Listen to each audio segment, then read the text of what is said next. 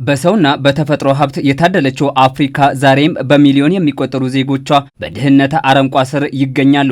አህጉረ አፍሪካ ያላትን ጸጋና ሀብት በአግባቡ ለዜጎቿ አልፎም ለዓለም እንዲደርስ ለማድረግና ከድህነት ለመውጣት አሁንም በበርካታ ችግር ውስጥ ትገኛለች። የበለጸገች አፍሪካ እውን መሆን አለበት በሚለው ላይ ትኩረቱን ያደረገ የፓን አፍሪካኒዝም ወጣት አመራሮች ጉባኤ በአዲስ አበባ መካሄድ ጀምሯል።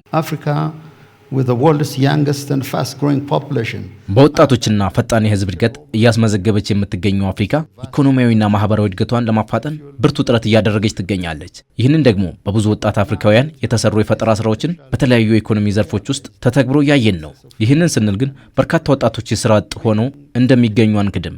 ለዚህ ትልቅ ችግር ደግሞ የምርታማነት አለመኖር፣ የፖለቲካ አለመረጋጋትና ግጭቶች ናቸው። ለእድገትና አሁናዊ የዓለም ሁኔታን መሰረት ያደረጉ ልዩ ልዩ ሐሳቦች ያስፈልጉናል። ከዚህ አኳያ የኢትዮጵያውያንን ተሞክሮ መውሰድ አስፈላጊ ነው። የመደመር ፍልስፍና ማንሳት እንችላለን። ምንም አይነት አመራር ይኑር ወደ ራሳችን በመውሰድ ተግባራዊ ብናደርግ የምንፈልጋትን የበለጸገች ሀገር እውን ማድረግ ይቻላል። የመደመር ፍልስፍና የአንድነት ኃይል የሚያሳይ ነው። ያሉንን ሁሉ ወደ አንድ ብናመጣ፣ እርስ በርሳችን አንድ ብንሆን የምንፈልጋትን አፍሪካ መፍጠር እንችላለን። ይህ አስተሳሰብ ጠንካራ ማህበራዊና ኢኮኖሚያዊ ለውጥ ለማምጣት ትልቅ የሚረዳ ነው። For an effective social and economic transformation. Where young people would be the vanguard of economic freedom.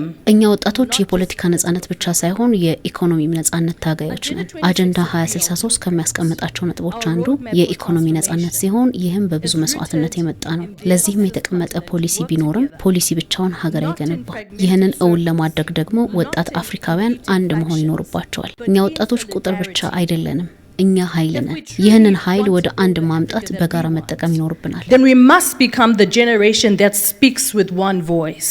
አፍሪካውያን በሁሉም የታደሉ ቢሆኑም ከሌላው ዓለም በሚሰጣቸው የቤት ስራ የልማት ስራቸውን ረስተው እርስ በርስ በመጠፋፋት ተጠምደዋል። ይህም የመጠፋፋት ታሪክ መቅረት አለበት የተባለ ሲሆን ለዚህ ደግሞ ጊዜው ዛሬ፣ ጉልበቱ ደግሞ የአፍሪካ ወጣት ትውልድ እንደሆነ ነው የተሰመረበት። This is a time we Africans have decided to move forward. እኛ አፍሪካውያን የበለጠ ወደፊት የምንጓዝበት ከቀድሞ የበለጠ አንድ የምንሆንበት ጊዜ አሁን ነው።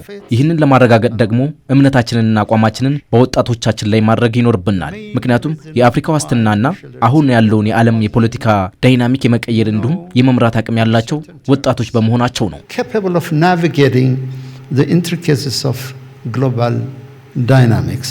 Pan-Africanism is not just a philosophy. ፓንአፍሪካኒዝም ፍልስፍና ሳይሆን የመኖሪያችን ወሳኝ ስትራቴጂ ነው። በዓለም ፊት ያለንን ማንነት መቀየር የምንችለው እኛ ወጣቶች ነን። የወደፊት የአፍሪካ እጣ ፈንታ በእጃችን ነው። እኛ ነን የምንወስነው። The future now is in our hands. ምዕራባውያን አፍሪካን ቅኝ ሲገዙ መስፈርታቸውን ያደረጉት አፍሪካውያንና የቆዳ ቀለማቸው ጥቁር መሆኑ ነው። በዚህ ስርዓታቸውም በጎሳና በብሔር ከፋፍለው ልዩነትን እንደ መሳሪያ ተጠቅመው እንድንለያይ አድርገውናል ይላሉ ከፋና ቴሌቪዥን ጋር ቆይታ የነበራቸው የጉባኤው ተካፋዮች። ስለዚህ ከአመራሩ እስከ ምሁሩ፣ ከወጣቱ እስከ አዛውንቱ ያሉ አፍሪካውያን የመኖር ስትራቴጂ ነው በተባለው የፓን አፍሪካን እሳቤ ውስጥ በመሆን በጋራ መስራት እንደሚኖርባቸው ነው ያሳሰቡት። We are at Adwa and this is the symbol of the whole Africa. እኛ አሁን የምንገኘው በአድዋ ሙዚየም ውስጥ ነው። ይህ የአፍሪካውያን የማሸነፍ ምልክት ነው። ስለዚህ ለወጣቶች አንድ ቀላል ነገር ለመናገር እኛ አፍሪካውያን አንድ መሆን አለብን። ያን ማሸነፍ እንችላለን። እኛ ወጣቶች ስለ ራሳችን ቀርበን መምከር ይኖርብናል። የዛሬው ጉባኤ የፓን አፍሪካኒዝምን በውስጣችን የሚያሰርጽ ነው። Pan Africanism in us. What is important for global leaders is having the boldness to be able to take decisive decisions. ወጣት አፍሪካውያን በራሳቸው ሀብትና በራሳቸው ዕውቀት ላይ በመመስረት የምትፈልገውን የበለጸገች አፍሪካን ኦን ማድረግ መቻል አለባቸው። በምዕራባውያን ላይ ጥገኛ መሆን ማቆም አለብን። አፍሪካ ለምትፈልገው ብልጽግና ጠንካራ ኢኮኖሚን መፍጠር፣ ለበርካቶች የሥራ ዕድል መፍጠር፣ ወጣቶች በሥራ ፈጠራና ቴክኖሎጂ የታነጹ እንዲሆኑ ማድረግ አስፈላጊ መሆኑ ተነግሯል። በዚህም ፈጣን እድገት እያስመዘገበች ከምትገኘው ኢትዮጵያ ብዙ መማር እንደሚያስፈልግ ተሳታፊዎቹ አንስተዋል። እኔ የምመክረው ወጣቶች ወደ ግጭት እንዳይሄዱና የሥራ ዕድል ተጠቃሚ መሆን ይኖርባቸዋል። በፈጠራና በቴክኖሎጂ የታነጹ እንዲሆኑ ማድረግ ያስፈልጋል። ከዚህ አኳያ የኢትዮጵያ መንግስት እያከናወናቸው የሚገኙ ስራዎችን ለሌላው አፍሪካውያን ጥሩ ትምህርት ሊሆን የሚችሉ ናቸው። So in being able to champion the issues of youth development going forward. ዛሬ የተጀመረው የፓን አፍሪካኒዝም የወጣት አመራሮች ጉባኤ 2025 ላይ ከተለያዩ የአፍሪካ ሀገራት የተውጣጡ ልዑካኖች እየተሳተፉ የሚገኙ ሲሆን ለሚቀጥሉት 3 ቀናትም ይቀጥላል።